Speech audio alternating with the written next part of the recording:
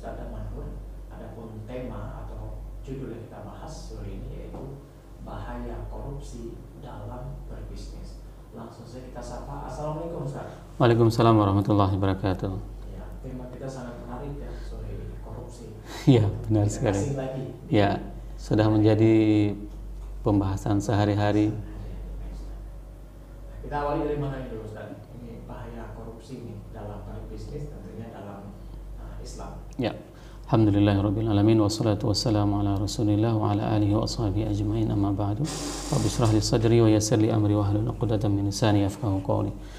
Baik Bang, pertama sekali bercerita tentang korupsi ini adalah sesuatu yang memang larangannya itu memang sudah tradisi dari dulunya. Bahkan kalau misalnya kita melihat dari segi sejarah, di saat ada sesuatu jabatan itu sering disalahgunakan. Nah, kesempatan untuk menyalahgunakan ini paling biasanya itu terjadi interaksi antara si yang melakukan upaya penyalahgunaan ini dengan si yang mempunyai wewenang ataupun jabatan. Nah, korupsi ini tidak akan terjadi kalau seandainya cuma satu pihak saja, tapi dia harus ada dua-dua pihak yang terlibat. Nah, di dalam hal berbisnis, hal yang paling berbahaya itu adalah hal korupsi seperti ini. Contoh misalnya, di saat kita ingin melakukan sebuah pengurusan izin bisnis, nah izin ini tidak akan selesai kecuali dengan ada namanya uang pemanisnya, ada uang kopinya, ada uang macam dengan istilah yang berbagai macam istilah seperti inilah ini yang membuat semua biaya-biaya itu akan naik dan biaya tersebut akan ditanggung oleh si konsumen, oleh si produsen. Itu dia. Nah, larangan korupsi itu sendiri Allah telah memberikan sebuah warning kepada kita semua dalam surah Al-Maidah. Allah mengatakan, A'udzubillahi minasyaitonirrajim, Bismillahirrahmanirrahim, Sama'una lil kadzibina akaluna lis-suh. Mereka itu adalah orang-orang yang suka mendengar kepada kebohongan. Akaluna lis-suh, yaitu orang yang suka memakan harta secara suh. Umar bin Khattab itu menerjemahkan, menafsirkan kata-kata as-suh itu adalah orang-orang yang menerima rasyuah, orang-orang yang menerima korupsi. Ini merupakan sebuah rusaknya tatanan kehidupan di dalam masyarakat. Di saat ada katakanlah orang yang mempunyai jabatan, akan tetapi mereka suka mendengar omongan-omongan orang yang tidak benar, istilahnya pembisik-pembisik. Yang kedua, fokusnya di sini adalah orang-orang yang suka memakan harta secara korupsi. Dan ini larangannya sudah sangat-sangat jelas. Kenapa? Karena Al-Quran melanjutkan dengan perintahnya, fa in ja'uka fahkum bainahum au a'rid anhum. Apabila mereka datang kepadamu, maka hukumlah itu secara benar atau tolak. Nah, ini kenapa bisa terjadi korupsi? Apakah memang ini mendesak untuk kebutuhan dia, atau memang karena ada kesempatan atau karena diberi amanah sehingga wewenangnya disalahgunakan? Kedua-duanya. Ada amanah yang diberikan kepada dia sehingga dia mempunyai kesempatan dengan amanah tersebut, dengan jabatan tersebut. Yang kedua, dia itu belum mendapatkan apa yang dinamakan dengan hidayah, bahwasanya yang memberikan rezeki itu adalah Allah, bukan orang tersebut. Nah, kita tidak bisa menganggap bahwasanya ini adalah rezeki saya. Di sana ada orang yang korupsi, ya, itu tidak termasuk di dalam rezeki, karena itu adalah sesuatu yang kita kasbun malul haram. Kita mendapatkan sesuatu itu, prosesnya itu secara haram, maka itu tidak digolongkan ke dalam rezeki. Maka semua kita itu harus mempunyai sebuah pemahaman yang benar tentang rezeki. Apa saja yang kita hasilkan dari hal yang tidak baik atau yang dilarang di dalam Islam, itu bukan rezeki. Nah, rezeki itu adalah sesuatu yang kita perolehi secara halal dan baik. Nah, contohnya misalnya seperti tadi, seseorang di saat dia mempunyai jabatan, katakanlah misalnya kita ingin melakukan proses memasukkan barang dari luar negeri, ya. Sewaktu itu kita menguruskan perizinan. Nah, sewaktu kita mengurus perizinan, izin kita itu akan pending statusnya, walaupun sudah digital itu pending. Namun di saat ada orang yang bisa melakukan pengurusan tersebut, maka dia akan digolkan dengan cara ada biaya-biaya yang memang akan dikeluarkan. Nah, ini yang membuat sistem tatanan perekonomian bisnis itu tidak berjalan dengan baik. Seharusnya bisnis itu memang harus diflorkan, harus dinaturalkan kepada semua saja tanpa ada biaya-biaya yang lain. Oh, kalau misalnya kenapa sekarang di luar negeri misalnya seperti Singapura 10 hari selesai dalam masalah perizinan bisnis, Malaysia 14 hari. Kenapa negara kita agak sulit? Agak sulit dalam hal perizinan. Terkadang korupsi itu dalam bentuk uang, tapi terkadang dia ada juga dalam bentuk yang dikatakan dengan menitipkan. Nah, misalnya kita ingin membangun sebuah foundation, sebuah lembaga. Nah, salah satu syaratnya kita harus memakai tenaga ahli dari mereka misalnya yang dititipkan. Itu juga salah satu bentuk korupsi. Nah, hal seperti ini kenapa? Karena memang ini sudah terjadi kerjasama semua lini. Padahal Islam sendiri itu tidak pernah memberikan izin terhadap pencurian. Ya, korupsi itu tidak pernah diberikan. Pencuri itu tidak pernah diizinkan. Berbeda dengan larangan di saat seseorang itu dalam keadaan darurat, dia itu dibolehkan untuk mengkonsumsi makanan seperti daging babi. Darurat, sehingga dia bisa menyambung nyawanya. Untuk kebutuhan menyambung nyawanya dia boleh mengkonsumsi daging babi. Tapi kalau misalnya untuk korupsi itu tidak sama sekali tidak dibenarkan. Bahkan yang lebih mirisnya lagi, orang-orang Aceh apabila misalnya diumpamakan dengan babi dia marah. Ya, tapi kalau misalnya diucapkan koruptor tertawa. Tapi yang cukup menarik tadi Ustaz menyampaikan kalau demikian bagaimana kita berbisnis secara Islami ya. Juga dengan ekonomi Islam. Kalau terbentur dengan hal-hal demikian bagi mereka, apakah ekonomi kita juga usaha kita bisa macet seperti misalnya ekspor impor yang berhubungan dengan negara lain, tapi juga nanti pada saat barang kita agak tidak dipending, ini harus ada imbalan-imbalan atau izin yang sehingga mengakibatkan kita juga terjerumus dalam korupsi ini. Nah, inilah fungsinya RRI. Mengadakan siaran tausiah sore ini tidak akan didengar oleh RRI Jakarta. Mudah-mudahan di Jakarta juga ada yang mendengar isi tausiah kita dan terketuk pintu hatinya. Tugas kita memang menyampaikan. Jadi bukan tugas kita untuk merubah mereka untuk mendapatkan hidayah, itu tidak. Tugas kita yang salah. Kita di sini semuanya mengisi sesuatu yang bisa bermanfaat bagi agama Allah dan Rasul. Sehingga apa? Ada orang yang memang mungkin sudah terbiasa dengan perilaku seperti ini. Kenapa? Karena dia memang punya target dalam kehidupan dia. Dia harus beli rumah ini, harus beli mobil ini, harus ini. Sehingga dia harus mencari segala macam jenis pendapatan. Walaupun itu harus dengan cara yang zalim, harus dengan cara yang batil. Nah, mudah-mudahan dia dengar ceramah kita. Dia dengar tausiah ini. Terketuk pintu hatinya. Ternyata harta yang selama ini dia kumpulkan itu tidak membuat dia bahagia. Ya, sekarang di mana kita bisa melihat, Bang? Ada orang yang meninggal, dia itu mengantongi, ya kan? Katakanlah misalnya HP kesayangannya, ataupun dia menggunakan arloji kesayangannya, atau dia membawa masuk mobil kesayangannya ke dalam kuburannya. Tidak ada satupun. Ini menunjukkan bahwasanya apapun yang kita raih di dunia ini, itu semuanya akan kita tinggalkan. Bahkan kami di akademisi, gelar profesor itu tidak boleh lagi dipakai apabila sudah pensiun. Sampai segitunya. Di dunia saja sudah seperti itu kita. Apalagi nanti kita di akhirat. Nah, sekarang hari ini yang paling terpenting bagi kita adalah bagaimana kita mempersiapkan diri kita.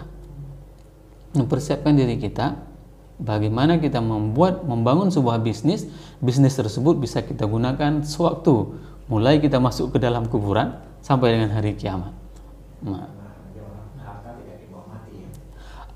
Harta sebenarnya dibawa mati kalau seandainya kita mewakafkan, kalau seandainya kita mensedekahkan.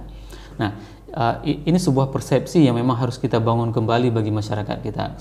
Selama ini kan orang mengatakan bahwasanya kita tidak akan membawa harta tidak dibawa mati, tapi tidak dibawa masuk dalam kuburan. Itu dia.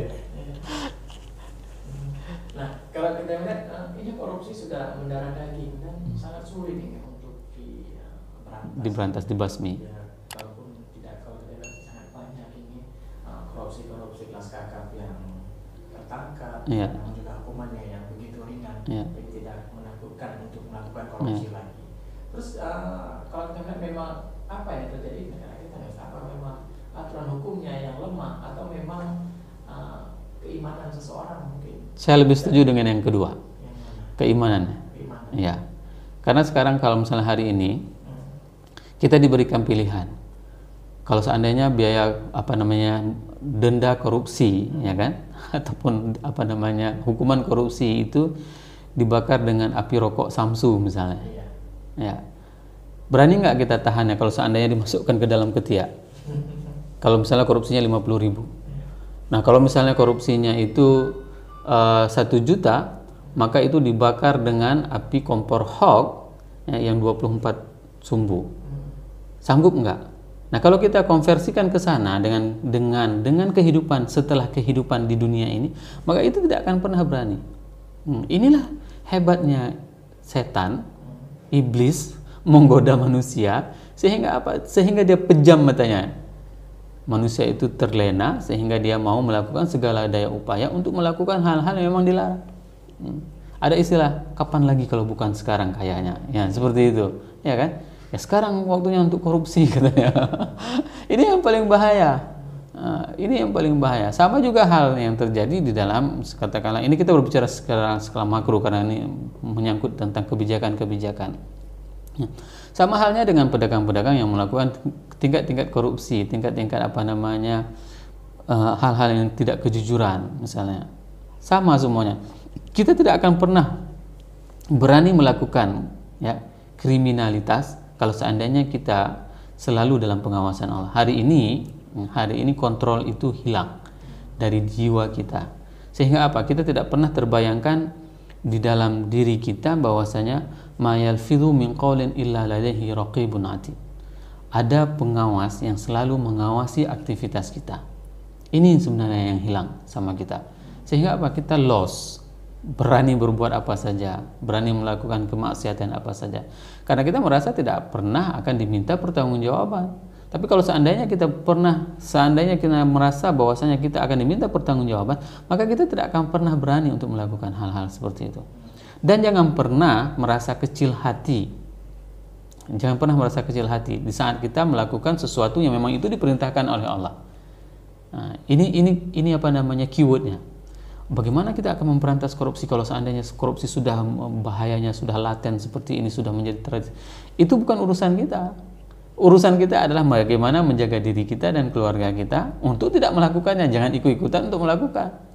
Nah, dalam sebuah ayat itu dikatakan waladzina jahadu fina lanahdiyannahum subulana.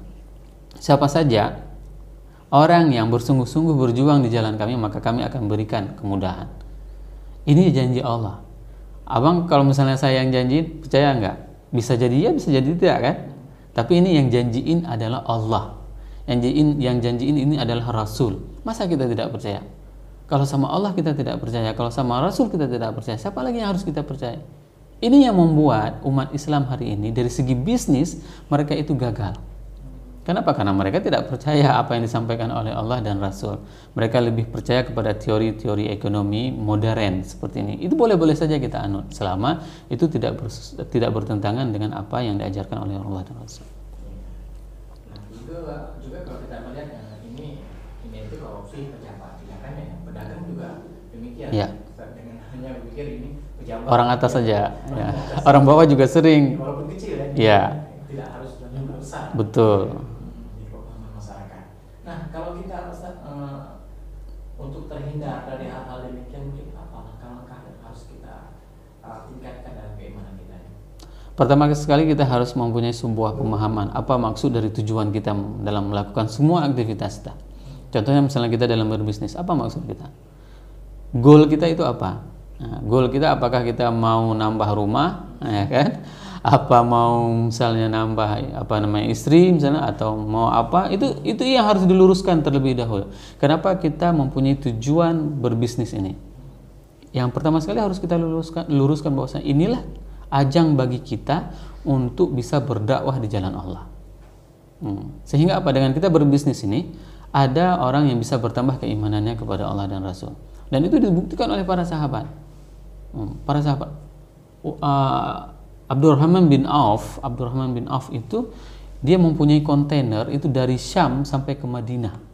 Kontainernya itu tidak pernah putus, berjalan terus kontainernya. Kontainer dulu onta, ya, yang membawa barang dagangan. Bagaimana berkahnya rezekinya? Kenapa? Begitu terus mengalir. Kenapa? Karena dia tidak mau melakukan sesuatu yang memang dilarang oleh Allah dan Rasul.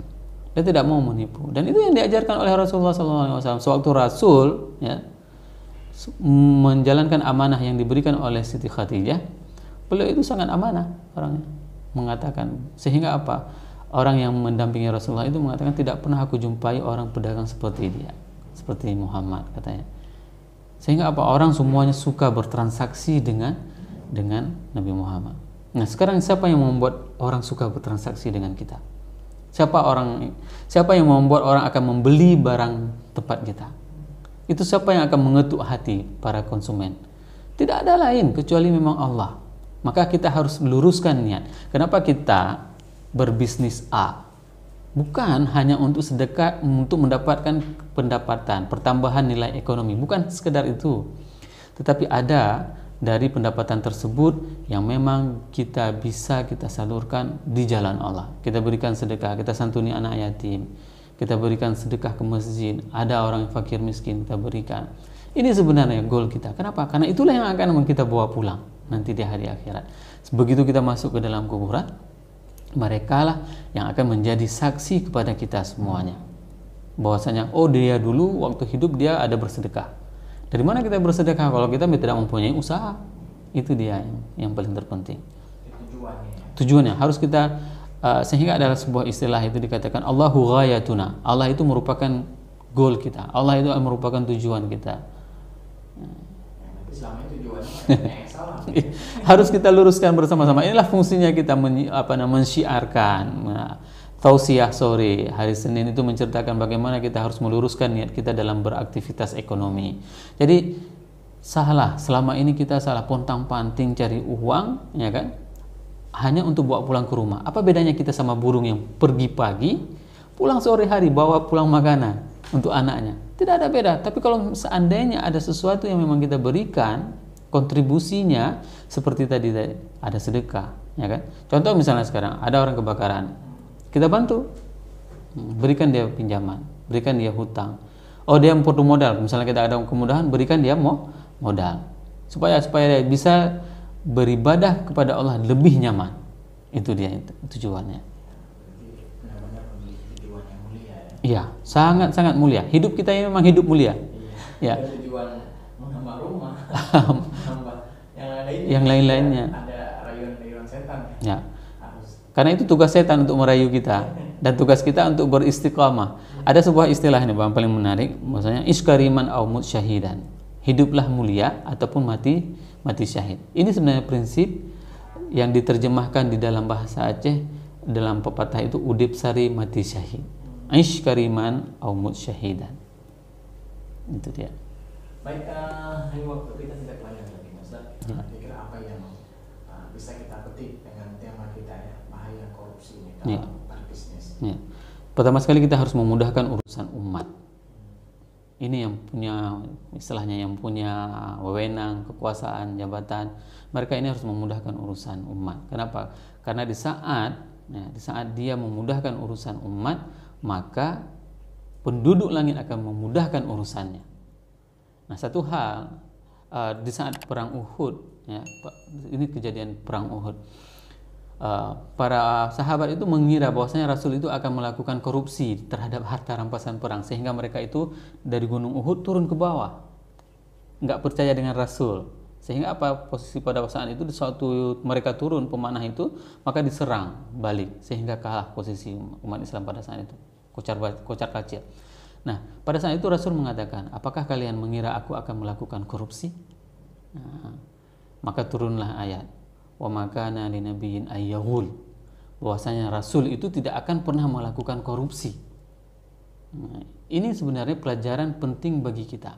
Siapapun kita, diberikan jabatan atau tidak, maka korupsi itu memang tidak boleh kita lakukan. Nah, itu pelajaran yang paling penting. Kenapa? Karena nanti semua yang kita lakukan itu akan kita pikul. Bagi mereka yang melakukan korupsi, misalnya mereka melakukan korupsi 1 hektar, maka mereka akan memikul 1 hektar tanah. Ya, kalau misalnya mereka satu building, ya, satu bangunan, satu apartemen yang mereka korupsi, maka mereka akan memikul 1 apartemen tersebut di hari akhirat. Bayangkan berapa banyak kalau seandainya mereka melakukan korupsi itu dan semuanya harus dipikul.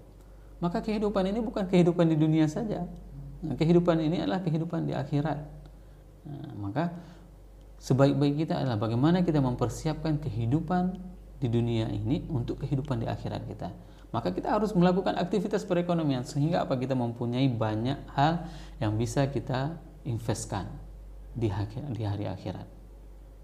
Ya. Harus kita benar-benar tahu Ustaz Ya. Baik mungkin Ustaz yang terakhir yang kita sampaikan sebelum kita akhiri ini untuk sesi sore kita. Ya, jangan curang, karena curang bukan kunci kesuksesan. Itu dia. Jangan curang. Ya. Jangan curang itu bukan kunci kesuksesan. Ya. Itu anak harus benar-benar untuk tidak melakukan kecurangan dalam berbisnis tentunya. Ya, tentunya dalam berbisnis. Baik, terima kasih atas kehadirannya Ustaz dan Mahfud. Ya, sama-sama.